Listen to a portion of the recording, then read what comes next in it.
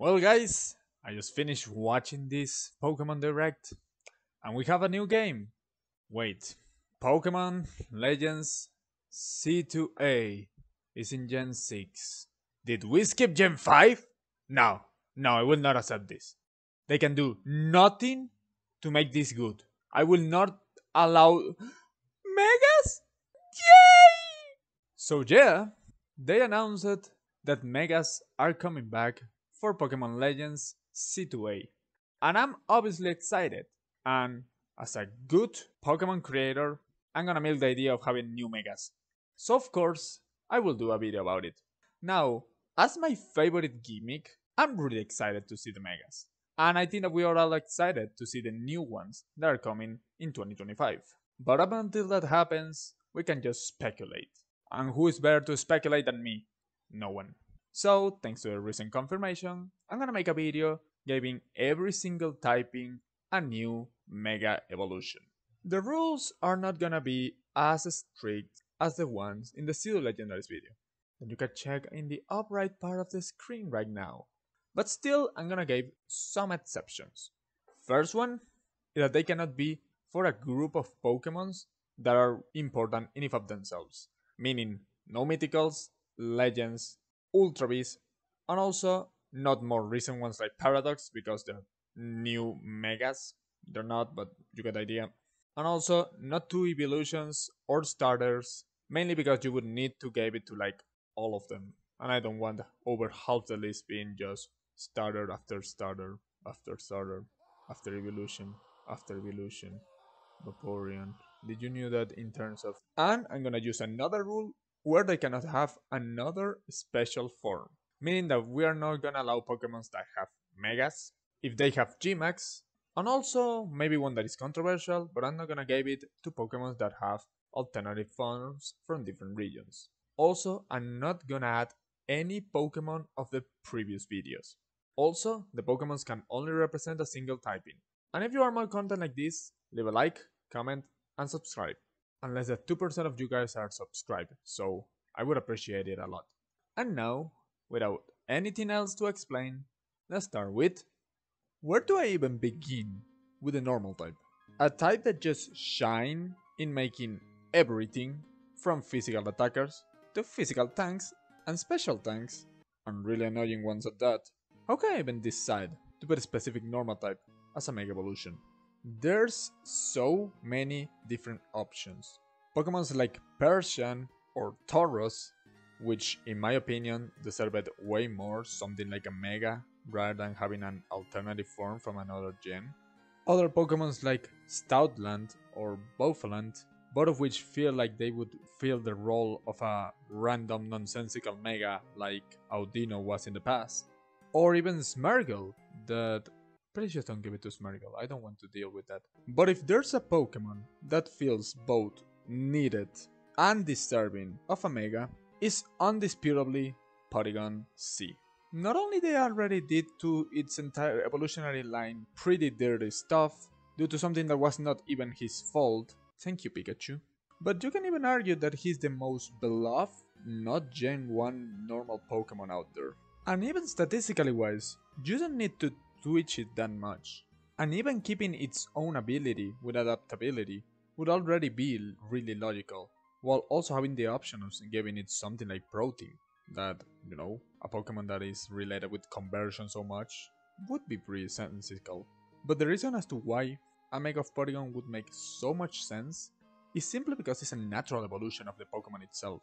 The entirety of the Porygon evolutionary line works under one thing, and is updating and upgrading a glitch. So giving it a Mega would be so logical and at the same time so cool that I think that nobody would disagree that it would be great. And that's why I think that Porygon C deserves the mention. New type, new decision to make. I was debating into which type would be immediately after the normal type, but I decided to give it to a special typing, mainly because we had really recently Mardi Gras. So full pun intended, the grass type is a type that is following. And in full honesty, it was a really tough decision to make. There were two primary candidates to getting the throne. First one, it was Breloom, a Pokemon that historically has been really representative of different metas, but that also has been a really beloved Pokemon in the competitive and casual scene. The other Pokemon, you can make the same argument, and that is Roserade, a Pokemon that also feels like it has been slightly neglected over the years. And both of them being representations of some of the most important things related with nature in both fungi and flowers. Yeah, I know the fungi is not a plant, and they are closer to humans than to actual plants, but let's keep going for a second. So how could I choose between two Pokemons that both of them feel equally disrespected and both of them are pretty much deserving? I finally decided that I was gonna give it to Roserade. Once again, it feels like Roserade has always had something missing. I don't know if it's a lack of a stronger design, even though her design is already pretty decent, or I don't know if it's because it has not been historically great in competitive, but I feel that something is wrong. As I said, being a direct inspiration of roses should allow the creativity of the creators to be really wild and really great. Combine that with a potential boost in its stats that would be much more beneficial than what Breloom would get, and you have the premier candidate for the grass type. And adding to that a new ability like adaptability or chlorophyll, and you're good to go. Some honorable mentions would go to Shiftry, Cacturne, Sunflora, and of course, Meganium. I cannot make a Mega for the grass type without at least taking into consideration the original Mega, you know. Now, what can I say about the water type? They've been historically related with the fluidity and the variety of their designs. They have been standardized into being a jack of all trades, kinda like the normal type, but like, better. I thought that this was going to be the by far most difficult to make. But after making an investigation of like 3 minutes, I noticed something.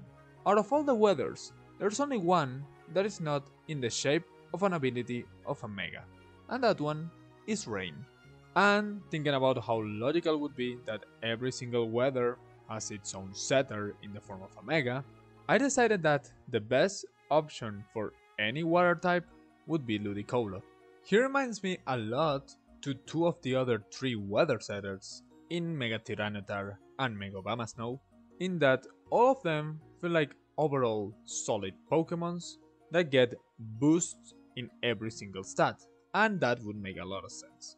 And why I'm not saying 4 out of 4? Well, that is because as always Charizard is being really privileged up there in the top 1%.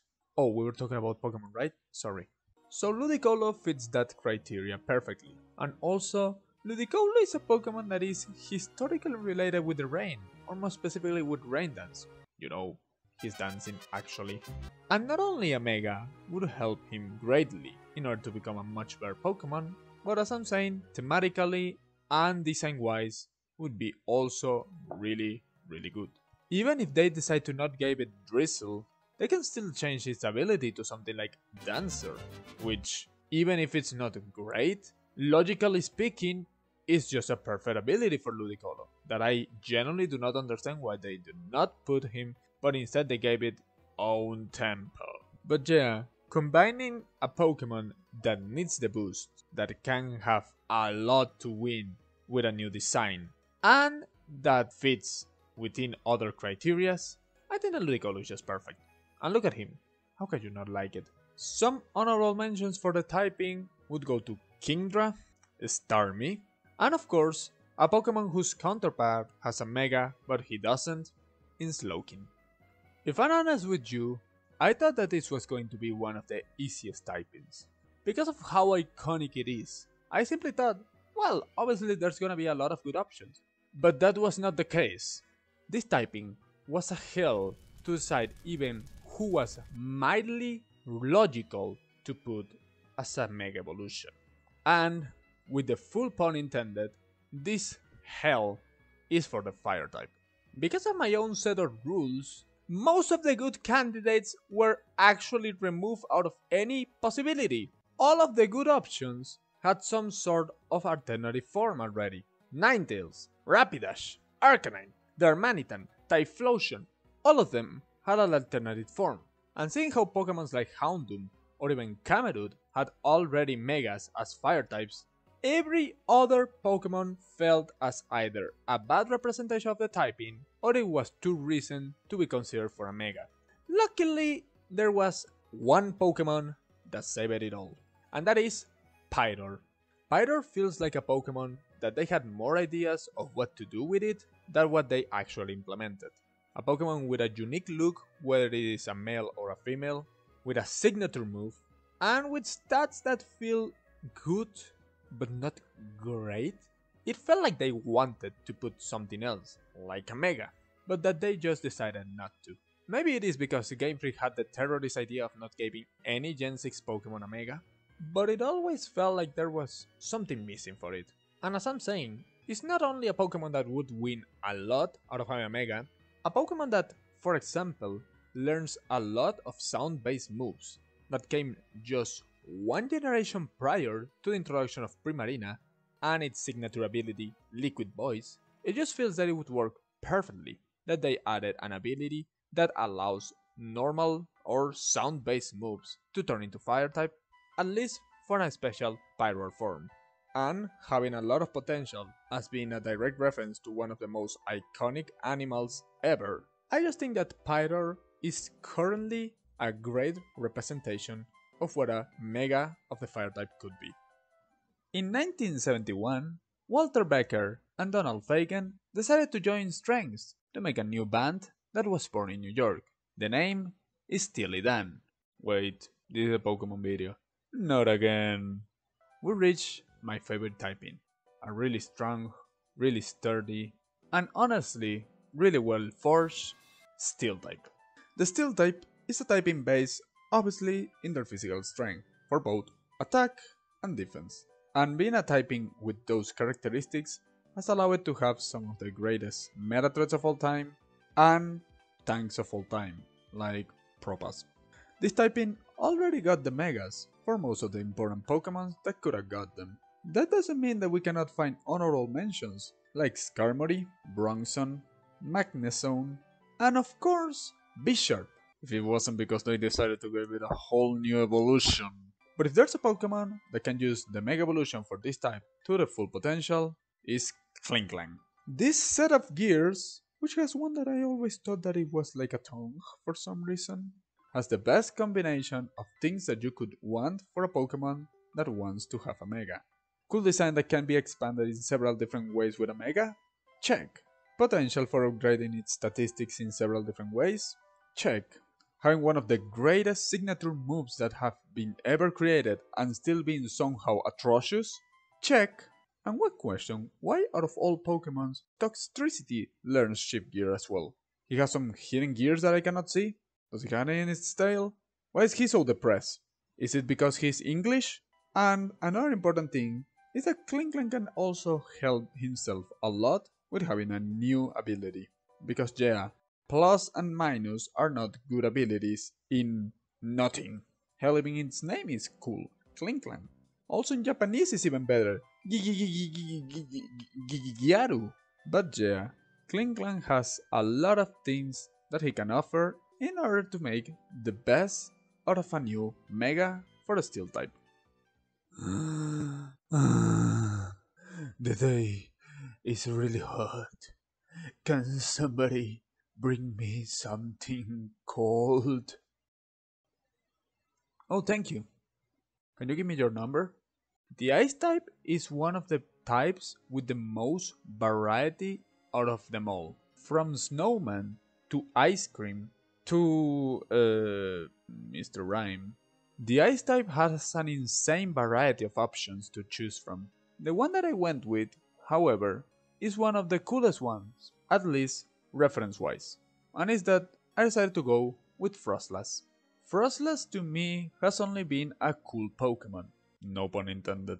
Having a cool design, being a new evolution from an already established Pokemon, and being 100% female, thanks to the fact that she is based on the Yuki Onna, one of the most interesting yokais in the Japanese folklore. But there's also another important thing to take into consideration.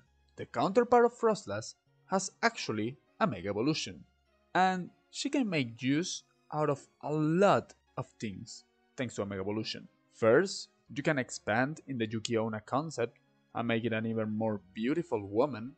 Well, I just noticed that I technically called Frostlass a beautiful woman. I think that I'm kinda sick. All of that, while improving its stats, that would change drastically its absurd lack of roll. It would totally fulfill the role of a logical ice type.